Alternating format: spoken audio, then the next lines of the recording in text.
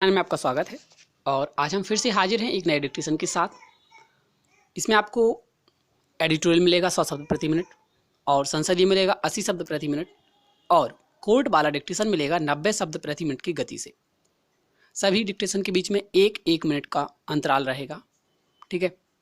और इन सबसे पहले आपको इन डिक्टेशनों में आए कठिन शब्द और नियमों की जानकारी दी जाएगी, ताकि आप आसानी से डिक्टेशन लिख सकें और हर दिन कुछ नए नियम सीख सकें और याद कर सकें।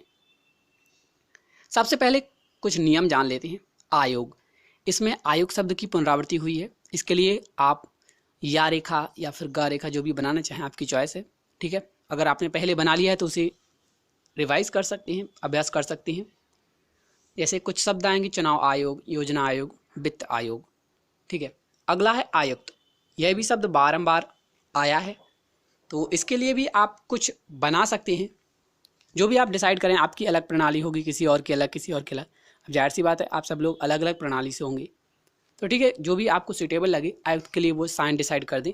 याद रखिए, जब आयुक्त अकेला आए, जैसे कोई हम आयुक्त से मिलने गए, तो वहाँ पर आपको आयुक्त पूरा लिखना चाहिए।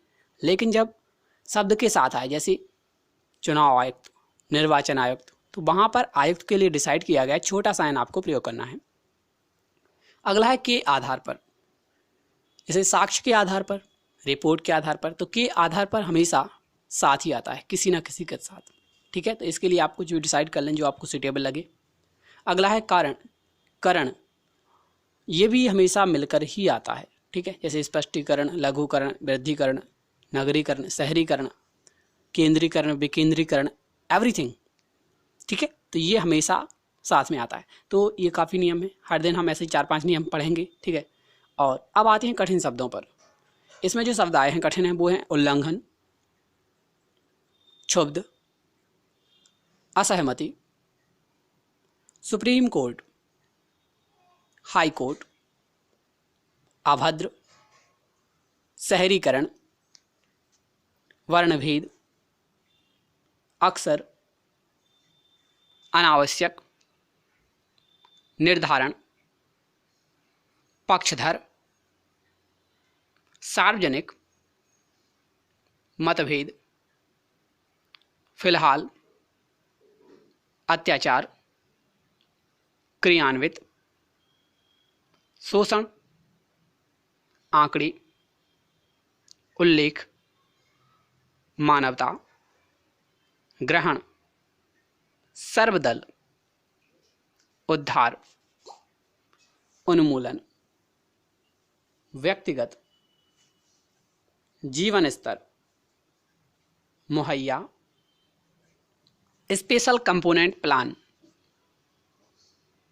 मनोबल, घुमंतु, आरोपी गण।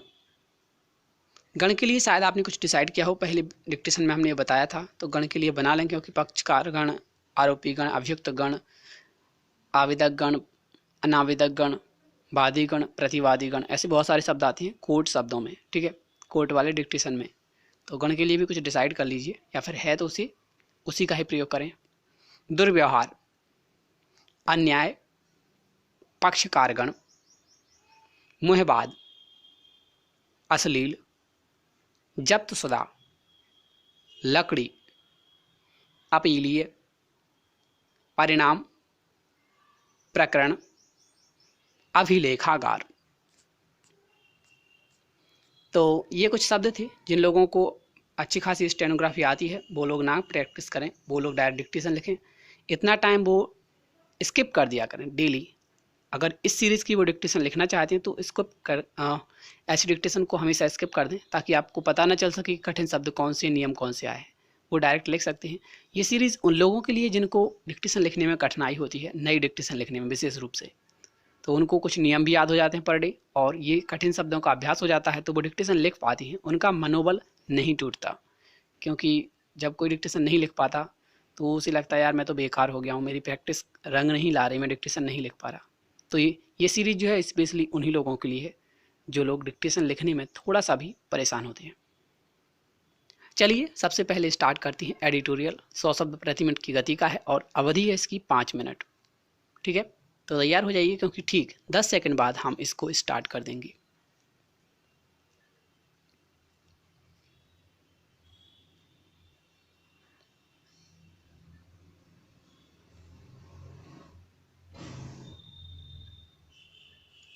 लोकसभा चुनाव नतीजे आने के ठीक पहले चुनाव आयोग के आयुक्तों में मतभेद की खबरें उनके बीच तनातनी के रूप में सामने आना इस संस्था की छवि के लिए ठीक नहीं। चुनाव आयुक्त अशोक लवासा इससे क्षुब्ध बताए जाते हैं कि आचार संहिता के उल्लंघन की शिकायतों को लेकर जो फैसले किए गए उनमें उनकी असहमति को फैसले का हिस्सा नहीं बनाया जा रहा। वह इस हद तक रुष्ट हैं कि आयोग की बैठकों में भी शामिल नहीं हो रही हैं। पहली नज़र में यह लगता है कि किसी फैसले में चुनाव आयुक्त की असहमति है तो वह दर्ज होनी ही चाहिए, लेकिन वास्तव में मामला यह है कि अशोक लवासा अपनी असहमति को फैसले का हिस्सा बनाकर उसे सार्वजनिक करना चाहते हैं। एक तरह से वह यह चाह रहे हैं कि चुनाव आयोग में सुप्रीम कोर्ट वाली वह व्यवस्था लागू हो जिसके तहत यदि किसी 3 सदस्यीय पीठ में कोई एक न्यायाधीश शेष 2 न्यायाधीशों की विचारों से अलग विचार रखता है तो फैसले में यह लिखा जाता है कि उन्होंने बहुमत के विपरीत ऐसा ऐसा कहा। अशोक लवासा की मांग तब उचित कही जा सकती थी जब पहले भी ऐसा होता रहा हो। आखिर जब पहले चुनाव आयोग की ओर से बहुमत से लिए गए फैसलों में असहमति जताने वाले आयुक्त की टिप्पणी फैसले का हिस्सा नहीं बनती थी तो अब क्यों बननी चाहिए। समझना कठिन है कि अशोक लवासा एक नई परंपरा क्यों स्थापित करना चाह रही हैं। उनकी आपत्ति इसलिए अनावश्यक लगती है क्योंकि किसी भी मामले में चुनाव आयुक्त की ओर से जो भी फैसले लिए जाते हैं उनका निर्धारण बहुमत के आधार पर होता है और फैसले पर विचार करते समय किसने क्या कहा इसका विवरण फाइलों का हिस्सा बनता है। जो असहमति किसी न किसी रूप में दर्ज होती ही है उसे सार्वजनिक करने की अपेक्षा क्यों। अशोक लवासा यह क्यों चाहते हैं कि देश दुनिया को यह पता लगे कि बहुमत से लिए गए फैसलों में अल्पमत वाला विचार उनका था। एक समय चुनाव आयोग में एक ही आयुक्त हुआ करता था। जब TN शेषन मुख्य चुनाव आयुक्त थे तब उसे 3 सदस्यीय बनाने का फैसला किया गया। इसके पीछे मकसद यही था कि आयोग कहीं अधिक नीरछीर से ढंग से फैसला ले। TN शेषन के बाद चुनाव आयोग अपने 3 आयुक्तों के साथ प्रभावी ढंग से काम करता रहा और यदि कभी उनके बीच मतभेद रहे भी हों तो वे उस तरह सार्वजनिक नहीं हुए जैसे अब हुए हैं। किसी संस्था में मतभेद होना कोई खराब बात नहीं, खराब बात है मतभेदों को तूल देना। फिलहाल यही हो रहा है। चुनाव आयोग ही नहीं, किसी भी संस्था के हित में यही है कि मतभेदों के बावजूद मिलजुल कर काम किया जाए।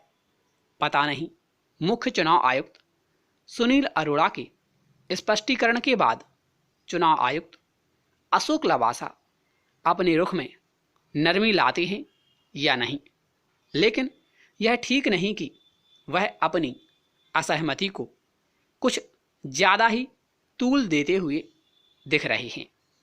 कम से कम जिम्मेदार पदों पर बैठे लोगों को तो ऐसा करने से बचना चाहिए। डिक्टेशन समाप्त हुआ। काफ़ी लंबी अवधि बात था, तो हो सकता है स्पीड अप डाउन हुई हो। मैंने कोशिश किया कि इसे 5 मिनट में ख़त्म करूं। चलिए अगली डिक्टेशन बिल्कुल करेक्ट और एक्यूरेट करेंगे। उम्मीद है आप लोगों ने लिखा होगा। 1 मिनट